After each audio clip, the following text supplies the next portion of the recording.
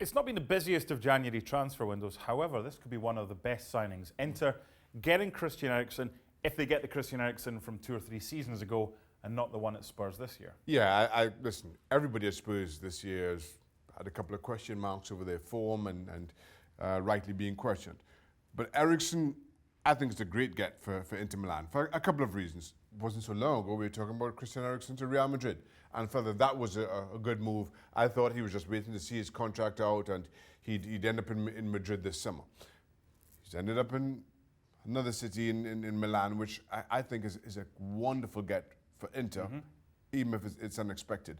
They get a player who they can play through, who is creative, who's one of the better passers of the football in European football. This is a great get for Inter Milan.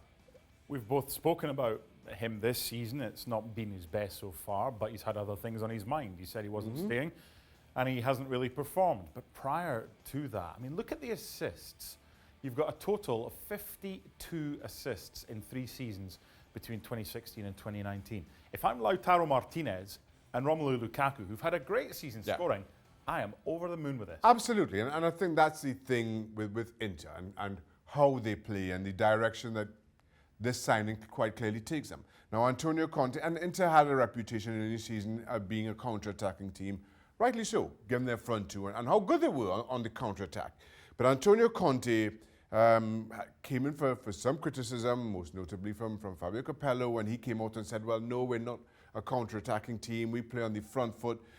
And this, I'm not going to say that this is a signing to show Capello up in any matter, but it shows that Antonio Conte clearly believes that about Inter Milan, that they aren't simply one-dimensional, or he wants to make them more of a threat when they do have good possession and teams sit deep. And I think Christian Eriksen gives them that, where you don't have to bomb forward, you don't have to hit on the counter-attack, you can be more patient in your build-up, and you do have that focus in midfield where that build-up play all comes through, because I think Eriksen also gives you that.